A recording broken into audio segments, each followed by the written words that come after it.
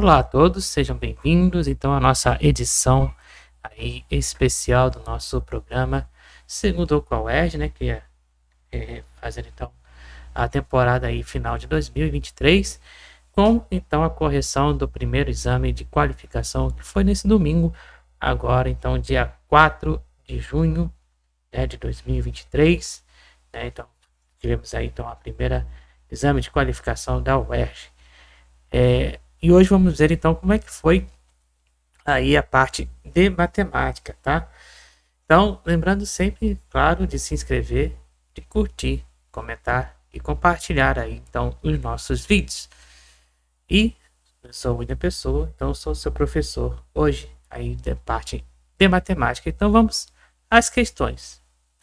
A questão então de número 28 da prova de 2023, né, do vestibular de 2024 da UERJ, né, lembrando que é o exame de qualificação, então foi aí com questões objetivas, tá? Então vamos a elas. Na questão 28 diz o seguinte: a sequência AN igual a 0,055,0, em que N pertence ao número natural, é definida por A1 igual a 2, que é igual a 0, A3 é igual a 5, e o AN sendo x o algarismo da unidade simples da soma AN-1, AN-2 e AN-3. Então, a soma dos 100 primeiros elementos da sequência AN é igual a... Então, ele quer saber a soma dos 100 primeiros elementos desta sequência. Tá, mas aí como é que a gente vai, então, resolver isso daí, né? Então, nós temos aqui a soma, né? A sequência, né? Ele já deu ali, né? No caso, no início ali. Então, vamos completar a sequência, né? Então, vamos lá. Aqui, ó. 0, 0, 5, 5, 0, né? Então, lembrando que o AN, então, vai ser sempre o anterior. Aqui, 5, 5 e assim vai por diante, né? Então, o que a gente pode definir por isso daí, né? A gente pode, então, pegar aquela fórmula dos termos, né, finitos da PA. Né? Então, utilizando a fórmula da soma do termos, né, soma finita dos termos, né, de uma PA, no caso aqui, de uma progressão aritmética. Então, o que a gente pode dizer disso daí, né? Mas por que então fazer essa fórmula então da soma, né? Então a gente pode pegar aqui o elemento A1, A2, A3, A4, A5, A6, A7, A8, A9, A10, A11 e aí sim por diante, né? Então podemos ver que ele vai sempre se repetir aí, né? Então o que eu vou poder pegar aqui, né? A gente pode determinar então essa soma finita, né? Já que ele quer a soma então dos 100 primeiros termos, né? Então nosso centésimo termo, por exemplo, dessa sequência, a gente pode determinar como se fosse, por exemplo, 5, né? Então seria mais ou menos assim. Então vai dar aqui, por exemplo, ó, aqui então vai ser dado assim da seguinte maneira, né? A soma dos 100 vai ser então dada pelo A1 mais o AN, que é 100, nesse caso, vezes N sobre 2. Né? Quem é N? N, então, é o total de termos que nós queremos, né? Na soma finita. Então, substituindo aqui, quem é o A1? O A1 é o 0, né? Quem seria o nosso AN? Seria 5, né? Porque é entre 0 e 5, então a gente não tem como determinar quem é o centésimo termo, nesse caso, porque não tem uma sequência definida. Mas a gente sabe que um AN pode ser 5, por exemplo, né? Nesse caso, aqui em específico. Então, aqui vai ser 100, né? Que é o número de termos que nós queremos, e 2, né? divididos por 2, devido então à fórmula da soma finita dos termos. Então aqui o nosso SN é 100, então vai ser 5, né, vezes 100 sobre 2, tá? E aí, né? E aí então vai ser 500 sobre 2. Então nosso SN aqui, então nesse caso será 250, que é o nosso resultado. Pode fazer de outras maneiras, mas nesse caso aqui eu escolhi resolver desta maneira aqui. Então nosso gabarito aqui hoje, então, a questão 28 é o gabarito D. Você pode encontrar outras soluções aí, mas eu achei então esta solução, né? Você pode, por exemplo, pegar daqui da soma dos 10 primeiros termos, né? Por exemplo, né? Aqui nos 10 primeiros termos, né? Então nós temos aqui o A1, 0, né? Aqui o A1 sendo 0 e o A10, ó, 1, 2, 3, 4, 5, 6, 7, 8, 9, 10. E o 10 sendo 0 também. Mas aí, se a gente fizer a conta, vai dar 0. Então, o que a gente vai pegar? A gente vai pegar os 20 primeiros termos. Aqui nesse caso. Então, pegando os 20, então vai ser 0, 0, 5, 5, 0, 0, 5, 5. Aqui temos 1, 2, 3, 4, 5, 6, 7, 8, 9, 10, 11. 1, 2, 3, 4, 5, 6, 7, 8, 9, 10, 11, 12, 13, 14, 15, 16, 17, 18, 19 e 20, né? Se a gente pegar então os 20 primeiros termos, né? Aí a gente vai ter aqui, ó, né, o primeiro então, primeiro termo, né, soma de 20, né? O primeiro termo então é 0, mais o segundo, que é mais o 20, né? Vezes 20 sobre 2. Então aqui o S20 nesse caso vai dar 50, né? Então se a gente pegar os próximos 20, que é o S40, vai dar 50. Então somando mais 20, então no S40, então vai dar aqui no caso 100, né? E o S pegando de 20 em 20, então aqui ó, 60. Então vai dar 150, e aqui 80, então vai dar 200, e o S100 vai dar então 250, tá? Então pode fazer dessa maneira ou já ir direto, como eu fiz aqui, utilizando já a soma dos 100 primeiros termos, tá ok? Tranquilo, fácil, né? Comente aí o que você achou então desta questão. Seguindo para a questão agora de número 29. Nessa questão de número 29, diz o seguinte, né? Considere os seguintes números naturais. X igual a 3 vezes 5 ao quadrado, vezes 2 elevado a y. W igual a 120 e Z igual a 48. Sabendo que o máximo divisor comum entre x, y e z é 24, determine o valor de y. O que ele quer dizer com máximo divisor comum entre eles? É como se a gente pegasse aqui os números x, o w e z, e a gente utilizasse aquela parte de decomposição dos números em fatores primos, né? No caso aqui, nós temos já o 3, né? Nós temos 5 vezes 2 vezes o 5, né? E 2 vezes aqui que a gente não sabe quantas vezes apareceu, né? O 120, né? Aqui o 120 e aqui o 48, né? Lembrando então que o 48, o 120, né? Vamos decompor o 120 aqui por 2, né? Por 2, então o 120 por 2, ele vai nos dar aqui, no caso, 3 vezes, né? Então vai ser 120, vai ser então 2 ao cubo, e 48 também vai nos dar 2 2 a quarta, né? No caso aqui. E aí, depois, por 3, né? No caso aqui, vou fazer melhor aqui. Deixa eu apagar. Então, vamos lá. Então, decompondo em fatores primos, nós temos aqui 120 por 2. Então, nós temos 12 por 2, 6, 0 por 2. Nós temos aqui 3, 0. Aí vem por 3, aí tem 10.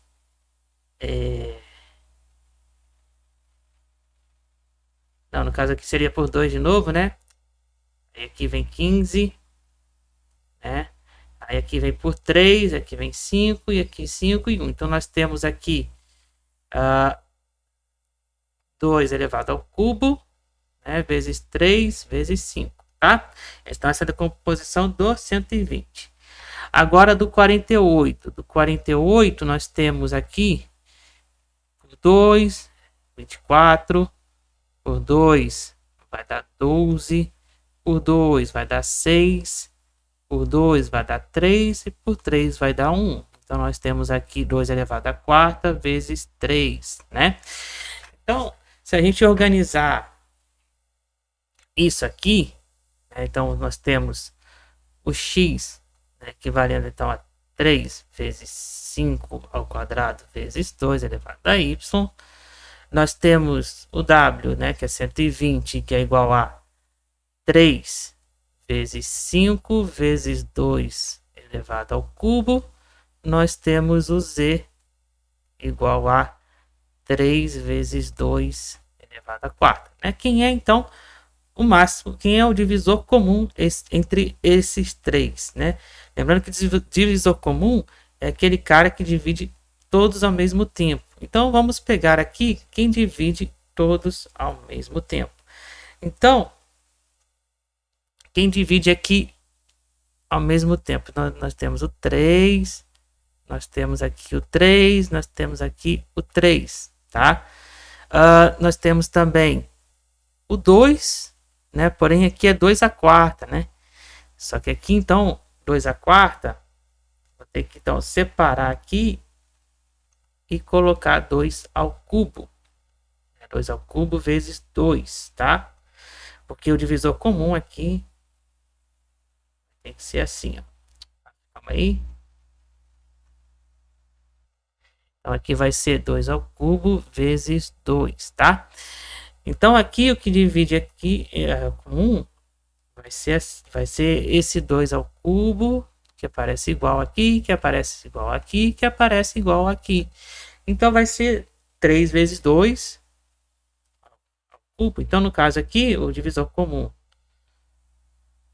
entre os três, na fatoração entre os números primos, vai ser então 3 vezes 2ay igual a 24, tá? E quem é 24, né? Então, pegando aqui, fatorando aqui, né? A gente divide 3 por 24, né? Então vai ser 2y igual a 8, 2y igual a 2 ao cubo, né? 8 em fatores primos é 2 elevado ao cubo, né? Cortando 2 aqui com 2 aqui, então nós vamos ter y igual a 3. Então, esse é o nosso número ali de cima. Então, nosso gabarito, item B. Ok? Tranquilo? Então, seguindo então aí continuando com a correção então da nossa prova da primeira qualificação então da UERJ, né? Que foi agora domingo, dia 4. Nós temos então a questão de número 30.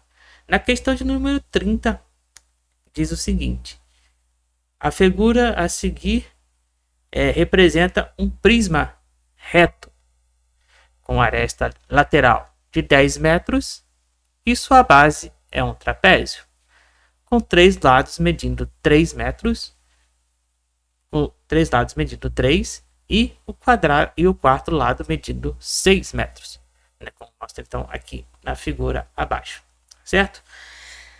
Então ele quer saber qual é o volume do prisma. Então, lembrando que o volume do prisma, como a gente já sabe, então, o volume vai ser então a área da base vezes a altura, certo? Então, quem é essa área da base? Então, essa área da base a gente conhece que é um trapézio, né? Que ele fala no problema.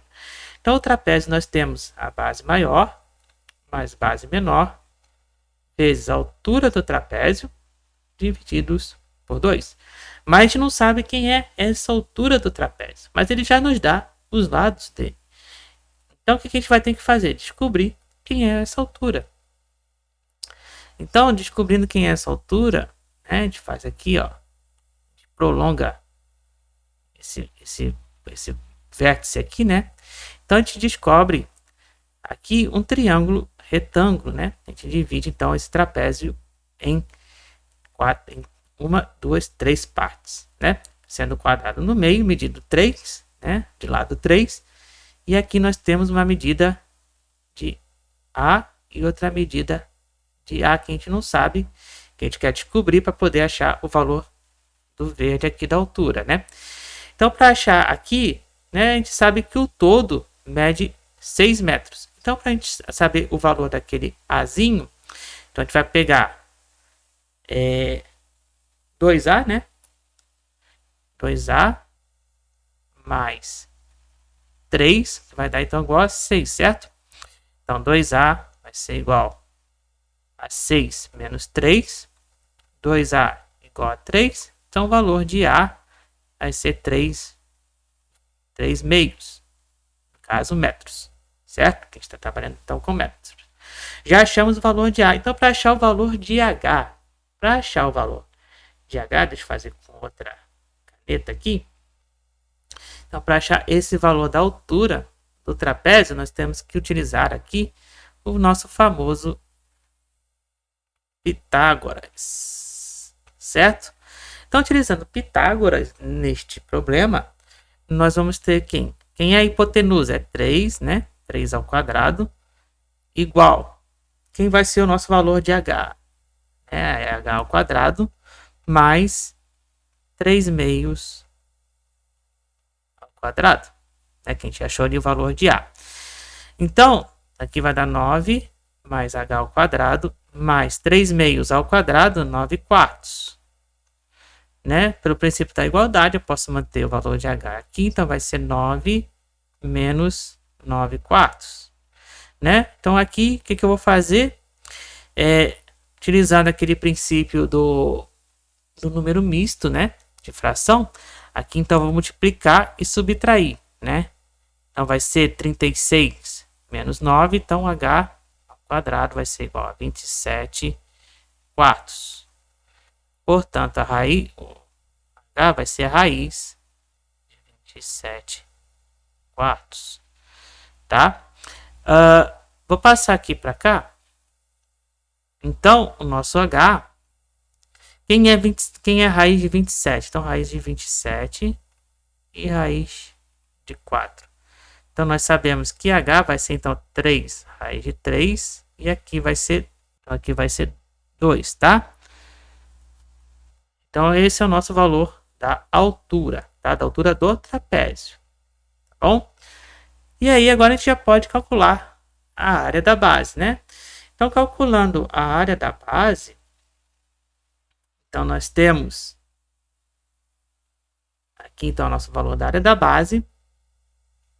Substituindo, nós temos, então, 6 mais 3, que é a base maior menos base menor, vezes a altura, que é 3 raiz de 3 sobre 2, divididos por 2.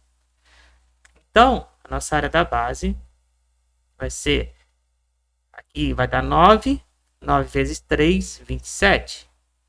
27 raiz de 3 sobre 2, divididos por 2. Divisão de fração, a gente mantém então a fração, a primeira, e multiplica pelo inverso da segunda. Então, aqui vai dar 27 raiz de 3 sobre 4. Né? Isso é a área da base. Agora, fazendo o cálculo final do volume, deixa eu apagar aqui.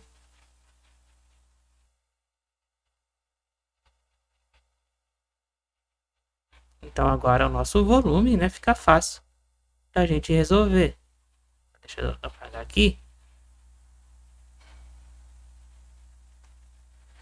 Então aqui, ó,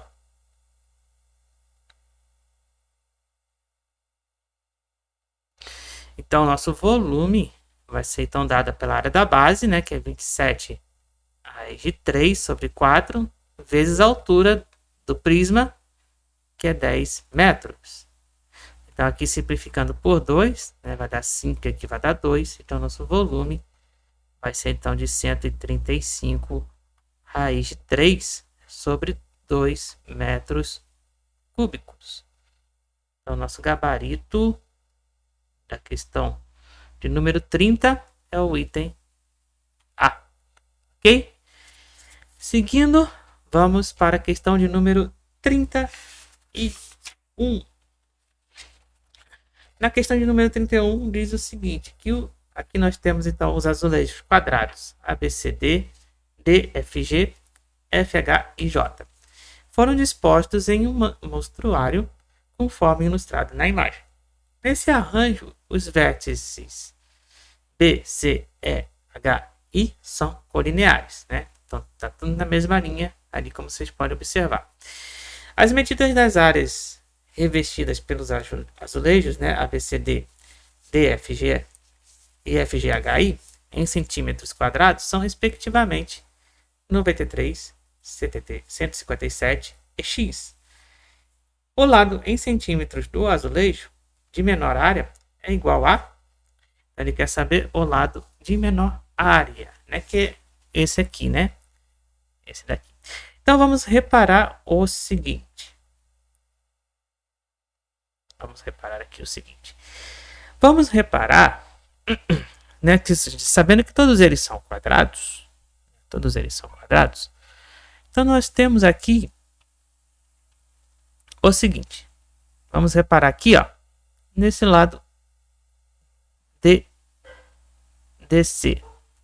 Então esse lado DC, se a gente reparar, é o mesmo lado que o EH. Esses lados aqui, ó, são iguais, né? Já que os vértices, né, eles estão tocando aqui, são os mesmos, né? Então, eles são iguais. Se eles são iguais, obviamente, que esse lado aqui vai ser igual a esse lado aqui, né? Já que é um quadrado, né? E se esse lado aqui é igual a esse lado daqui, então, obviamente, esse lado aqui pequenininho vai ser igual a esse lado pequenininho aqui, né? Então, o que nós temos aqui, então, de coisa, né? Nós temos aqui a situação, né, proporcional, né? Podemos determinar aí de lado, né? Então, nós temos aqui o famoso,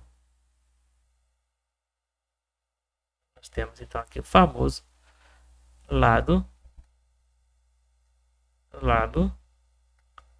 e lado, né? Ou lado, ângulo, lado também pode estar também tranquilo, né?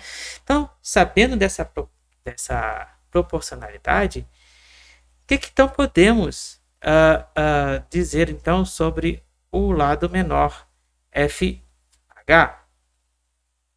Né? O lado menor então FH que a gente quer descobrir, ele pode então ser dado assim pelo valor de x, né? Aqui. Então aqui vai ser nosso x, tá? Deixa eu botar então esse desenho aqui melhor aqui. Então, nós temos aqui esse triângulo aqui. Então aqui vai ser o nosso lado x, né?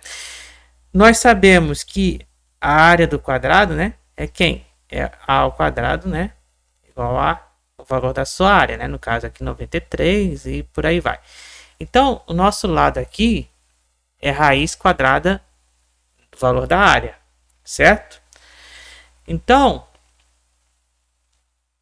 aqui vai ser a raiz de 157, né? E aqui vai ser a raiz de 93. E daí nós matamos o nosso problema, né? Por quê? Porque nós vamos utilizar então o nosso Pitágoras. Certo? Então, utilizando o nosso Pitágoras, nós vamos ter raiz de 157 ao quadrado igual a raiz de 93 ao quadrado vezes x, que é o nosso lado, ao quadrado, né, que a gente quer descobrir. Então, cortando as raízes aqui, nós temos então 157 igual a 93 vezes x ao quadrado. 157 menos 93 igual a x ao quadrado. Aqui, deixa eu botar para cá. Então, vai ter x ao quadrado igual a 64. Então, x vai ser a raiz de 64.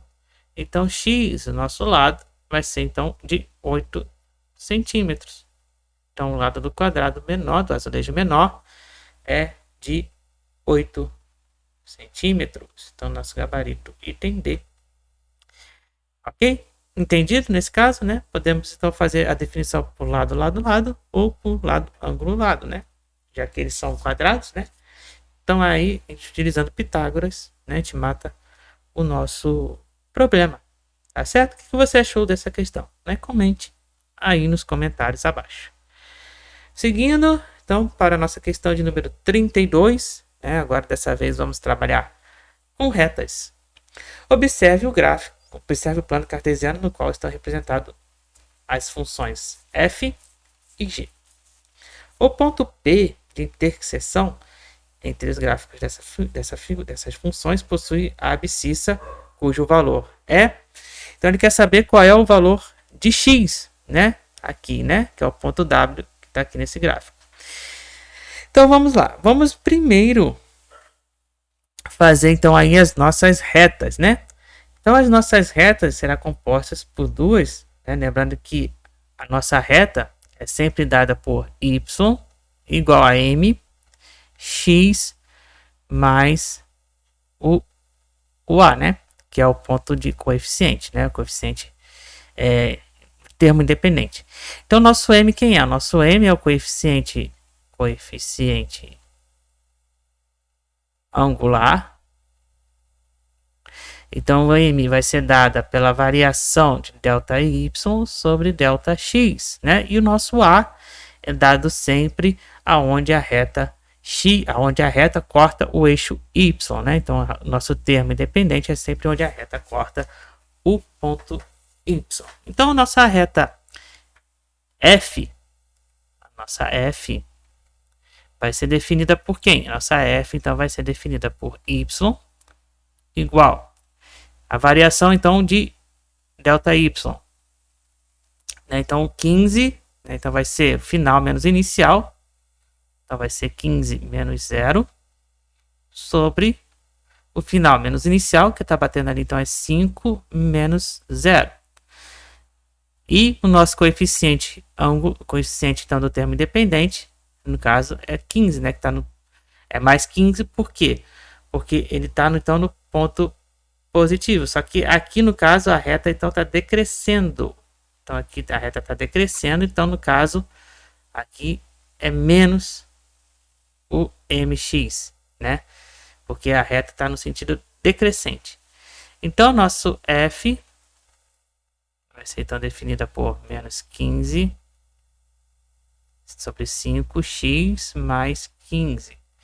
Então, nossa reta f vai ser igual a menos 3x mais 15. Tá? E agora a nossa reta g. A nossa reta g vai ser definida por y igual. No caso, a reta g, ela está no sentido, então, crescente, né? A reta g está no sentido crescente, então ela vai ficar positiva. Então, se ela vai ficar positiva, então não mexe em nada. Então, vai ficar a variação de ΔY, lembrando sempre que é o final menos inicial, e o x aqui, então, vai ser, o final, no caso, é 0, né? Menos 1, tá?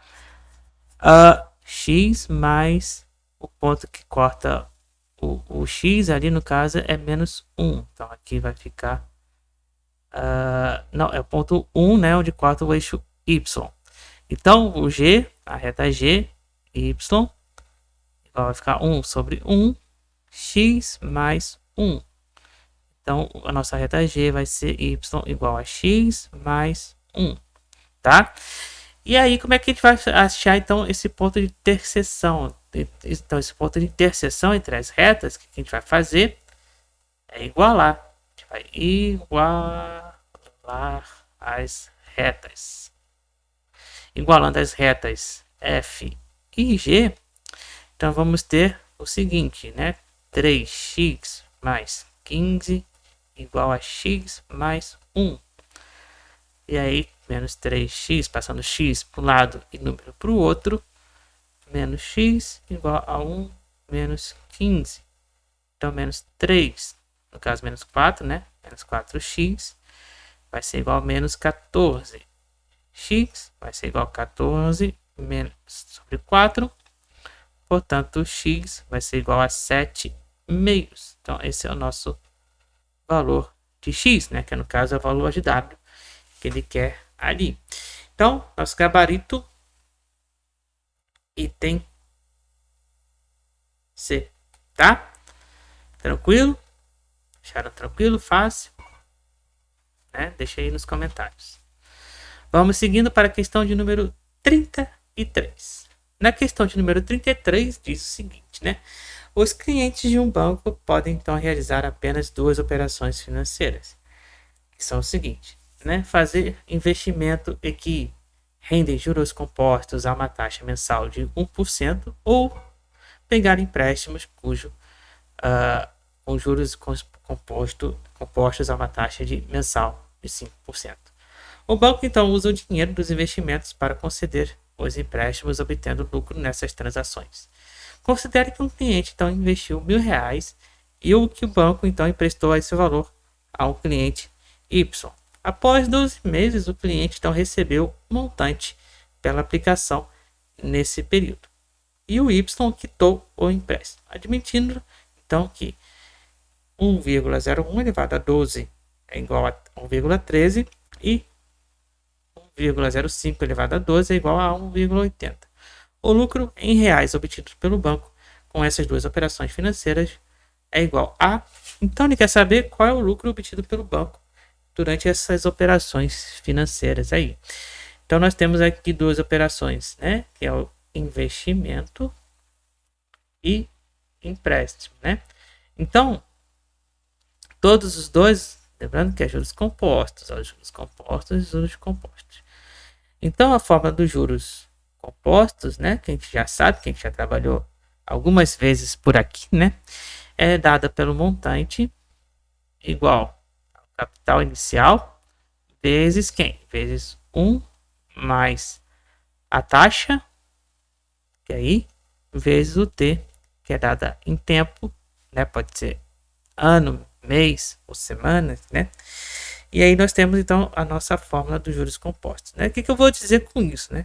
Então essa fórmula dos juros compostos, então eu vou utilizar nas duas aplicações, né? Tanto para investimento e empréstimo. Então para investimento e para o empréstimo, certo? Lembrando que o valor é R$1.000, como diz no problema. Então, para o investimento, nós temos M igual a 1.000 vezes 1 mais, no caso ali, é 1% a nossa taxa elevada a 12. Então, nós já temos ali o valor referente a esse 1,01 elevado a 12, né? Que nós vamos substituir, que é 1,3. Então, nós temos o nosso montante, vai ser 1.000 vezes 1,03. Então, esse M, no final, vai ficar R$1.130, tá? E o nosso empréstimo? Nosso empréstimo, então, vai ser montante, né? Mesmo valor 1.000, 1 mais 5% elevado a 12, né? Que é o tempo em mês. Então, nosso M vai ser 1000. No caso, esse valor aqui já temos representado ali, né? A gente vamos substituir por vezes 1,880, né? Então, nosso M vai ser, então, 1.800 reais.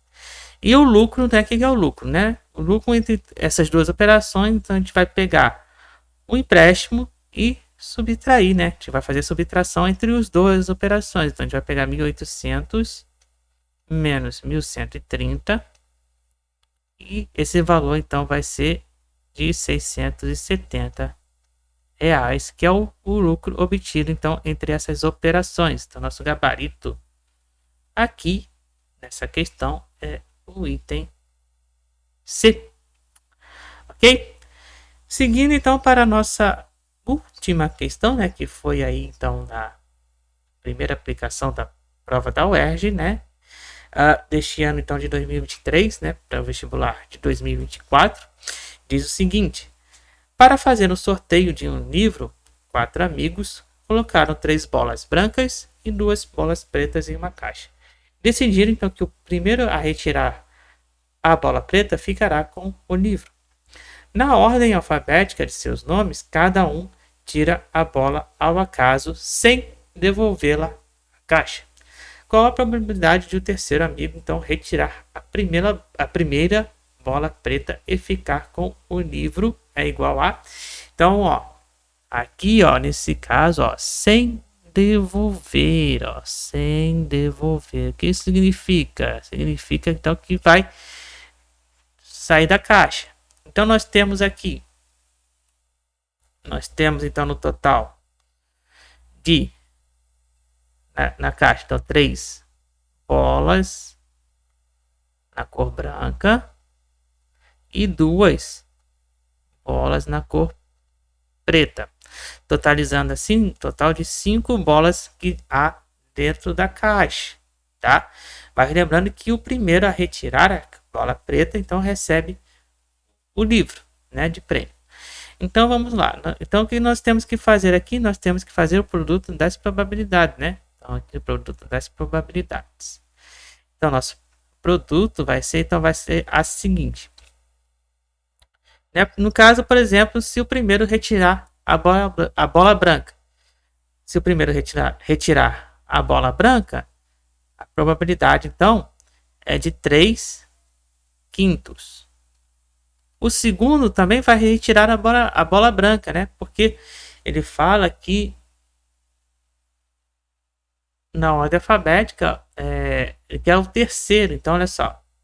No problema, ele fala que o terceiro amigo é que vai ganhar. Então, nós temos que retirar a segunda bola branca. Então, retirando a segunda bola branca, nós já tínhamos 3. Então, a bola branca morreu. Uma morreu. Então, vai ficar 2. E aqui, no caso do 5, nós tínhamos 5 bolas no total. Se uma foi retirada, morreu, né, não volta mais. Então, vai ficar 4. E aí, chega o terceiro amigo e vai ficar, então, retirar a bola preta. No caso da bola preta, nós temos 2, né? 2 bolas pretas. Porém, nós vamos ter 3 bolas no total. Por quê? Porque tinha 4. E como foi retirada essa bola branca, agora vai ficar 3. Ok? E aí o que a gente faz? A conta normal. Né? A gente vai então simplificando aqui. Aqui vai dar 1,5. Aqui cortando aqui vai dar 1. Aqui vai dar 1. Então no final, a nossa probabilidade aqui dos eventos, né? Que é sempre então o que eu tenho pelo total. Lembrando que a probabilidade dos eventos, né, é sempre o que eu tenho, não, o que quero, né, é o que quero, pelo que tenho no total, tá certo? É sempre isso. Então, o que eu quero né, ali pegar é 3, né? Então aí eu vou pegando as bolas e retirando da caixa, ela não volta mais. Então no final ela fica então 1/5. Esse 1/5 dividido por 5 vai dar 0,2. E aí, como está em porcentagem, eu multiplico por 100%. E aí eu vou ter a chance de 20%. Ok? Então a probabilidade é sempre isso. É o que eu quero pelo total do evento, né? Pelo que eu tenho ali no total. Então, como são 3 etapas, né? Que eu tenho que aí prosseguir, né? Então eu vou multiplicar por essas 3 etapas, certo? Então nosso gabarito nesse caso, nessa última questão aí, foi o item B, 20%, ok? Então, é isso, né? Como eu tinha comentado lá no Twitter, né? Então, pela minha avaliação, né, nessa prova de matemática que foi de hoje, né? Da UERJ, né? Foi de modo assim fácil para média, né? Porque tem que lembrar algumas coisinhas aí, pensar mais um pouquinho, mas nada que seja assim, vamos dizer assim, difícil pra caramba.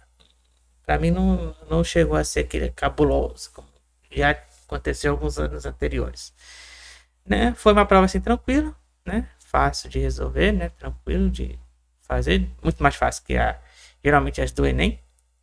Então é isso, né? Espero que tenha gostado, né? Lembrando que a gente segue então com o nosso programa do Segundo com o Enem, né? Todas as segundas, às 17 horas, né? Esse foi só um especial aí com a nossa prova da UERJ, ok? Espero que tenha gostado. Não se esqueça de se inscrever, de curtir, comentar e compartilhar aí os nossos vídeos. Por hora, então eu fui. A gente se vê num próximo vídeo no canal.